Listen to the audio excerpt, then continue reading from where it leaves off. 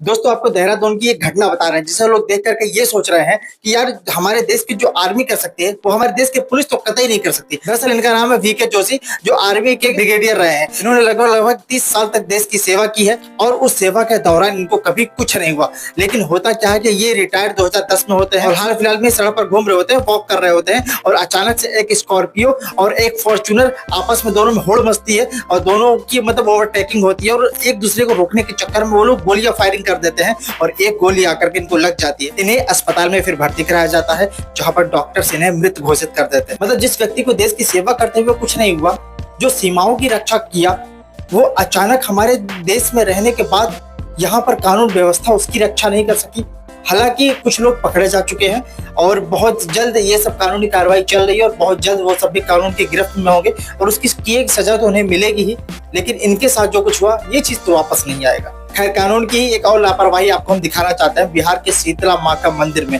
दरअसल यहाँ पर एक भगदड़ होता है जहाँ पर 8 लोग मारे जाते हैं और 12 से ज्यादा लोग घायल हो जाते हैं और वहाँ के स्थानीय लोगों का कहना यह है कि यहाँ पर कोई लॉ एंड ऑर्डर नहीं था, यहाँ पर कोई पुलिस नहीं थी, यहाँ कोई प्रोडक्शन नहीं था और इसी वजह से ये भगदड़ हुई है। और ये सबके जिम्मेदार जो है वो यही है, क्योंकि इन्होंने कोई भी किसी भी तरीके का कोई मैनेजमेंट किया ही नहीं था। और वैसे भी मेरा मानना है कि मतलब ऐसे कहानी कहने से और ये गढ़ने से कुछ नहीं होता है। आप तो कल ठीक है प्रशासन पर ब्लेम लगा दोगे, लेकिन वो जो 8 लोग मारे गए हैं उसकी जिम्मेदारी कौन लेगा?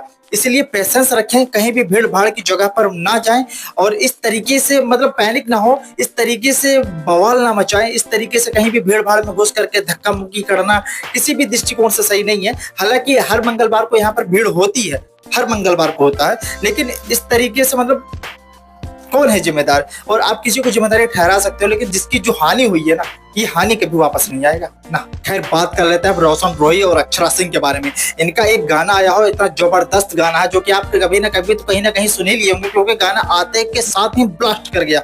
और एक सबसे बड़ी चीज जो हाल फिलहाल में भोजपुरी का कोई स्टार नहीं कर पाया है और ये मतलब अब जाकर के ये कर रहे हैं। और एक उभरता हुआ सुपरस्टार अगर इस तरीके का कारनामा कर रहा है कि मतलब आने वाले भविष्य का ये पवन सिंह नहीं है, ये आने वाले भविष्य का शाहरुख खान हो सकता है, ये आने वाले भविष्य का सलमान खान हो सकता है, विजय थालापति हो सकता है और ये है रोशन रोही। दरअसल हुआ क्या है कि इतनी छोटी सी उम्र में और उसके बाद ये एक चीज क्रिएट करके जो रुख जमाया है ना, जो हवा चलाया है ना, ये देखो आप नंबर 1 ट्रेंडिंग पर इंस्टाग्राम पर चल रहा है इसका गाना, नंबर 1 ट्रेंडिंग पर। और वो आए भी एक ही दिन हुआ और उसके बावजूद नंबर 1 ट्रेंडिंग। मतलब आप समझ रहे हो क्या छाया बनता। चलिए बात कर लेते हैं उस चीज के बारे में जिससे हमें और आपको यहाँ तक कि पूरी दुनिया को परेशानी होने वाली है। अब वो बात ये है कि रसिया और अमेरिका का युद्ध होने वाला है, मतलब वर्ल्ड वॉर 3। अब आप लोगों को लगेगा कि ये मजाक है। दरअसल होता क्या है कि क्यूबा एक ऐसा देश है जो कि लगभग 3 महीने से इलेक्ट्रिसिटी से और ऑयल से मतलब पूरा जो वहाँ का सिस्टम है वो कोलैप्स कर गया है। जहाँ पर लोगों को लाइट नहीं मिल रही है, जहाँ पर लोगों को पंखा नहीं मिल रहा है, ईंधन नहीं मिल रहा है, आने जाने का साधन नहीं है, पूरी तरीके से सिस्टम कोलैप्स कर गई है। कारण क्या है कि वो वेनेजुएला से तेल लेता था और वेनेजुएला से तेल लेने की वजह से उसका सारा कुछ चलता था। लेकिन अमेरिका की गिरफ्त में वेनेजुएला है, इस समय आप लोगों को पता ही है। और उसके बाद क्या है कि वहाँ की रूलिंग पार्टी जो अमेरिका के हिसाब से नहीं चलती है, तो वहाँ का वो जो है जितना भी एक्सपोर्ट था वो सारा बंद कर दिया अमेरिका। उसके बाद सभी देशों को एक निर्देश देता है कि जो भी इसे कुछ भी एक्सपोर्ट करेगा तो हम उसका टैक्सेस बढ़ा देंगे। अब कोई भी देश इसे हाथ लगने नहीं दे रहा था। मतलब किसी को हाथ क्यों चढ़े भाई, किसी के पट्टे में क्यों टांग अड़ाए, और लोग उस देश को अकेला छोड़े थे। उसी वक्त एक मसीहा बन करके आता है हमारा रसिया, और रसिया जो है वो ऑयल टैंकर वहां से भेजता है और वो क्यूबा को भेज रहा है और कह रहा है कि अगर किसी ने इसे हाथ लगाया तो फिर उसका इल्जाम बहुत बुरा होने वाला है। और अगर अमेरिका उस ऑयल टैंकर को हाथ लगाता, अगर उस ऑयल टैंकर को कुछ भी होता है, कहीं ना कहीं रसिया और अमेरिका का ही युद्ध स्टार्ट हो जाएगा। और रसिया पूरे विश्व का सबसे बड़ा देश है, उसकी जितना बड़ी क्षेत्रफल है ना, मतलब आप अगर मैप देखोगे ना तो आप हैरान हो जाओगे कितने अमेरिका आ जाएंगे उस रसिया में। और कहीं ना कहीं पीछे से अमेरिका जो है वो ईरान का सपोर्ट भी कर रहा है।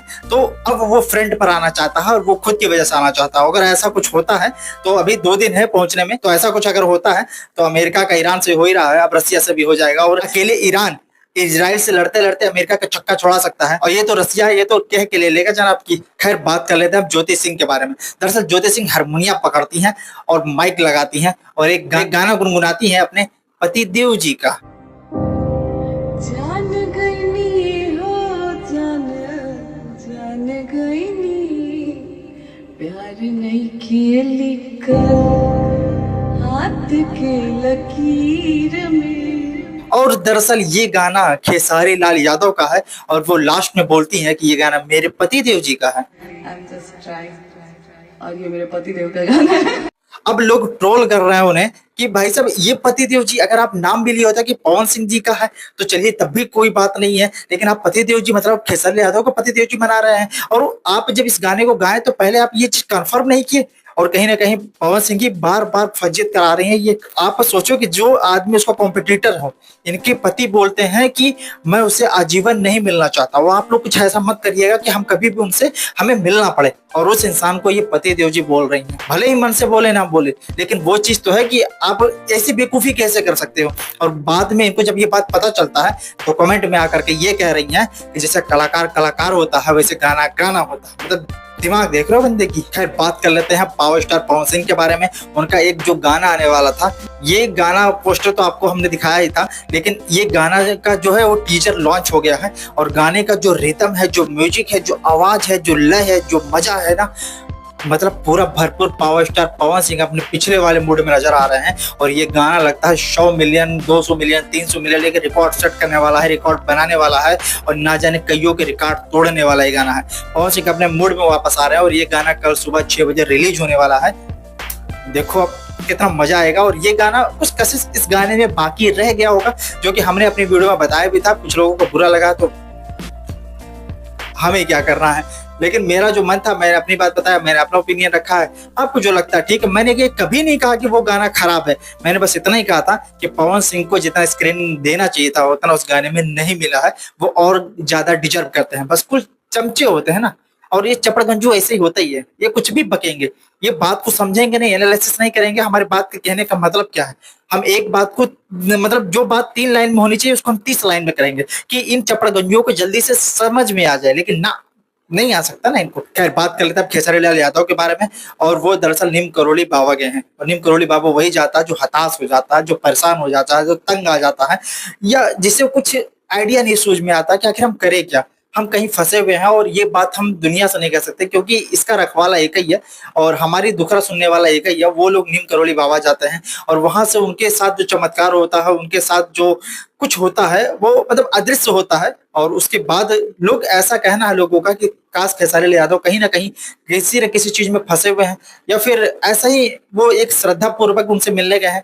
लेकिन यहाँ पर जाने का मतलब यही होता है कि मतलब एक आशा होता है इनसे कि इनके पास जाएंगे तो हमारा सारा दुख दर्द सब पीड़ा सब खत्म हो जाएगा। बाकी सब चर्चाओं पर आपकी क्या राय है कमेंट बॉक्स में दाग दीजिएगा। मिलते हैं अगले वीडियो में कोई नए फैक्ट के साथ, तब तक इजाजत दीजिए। जय हिंद।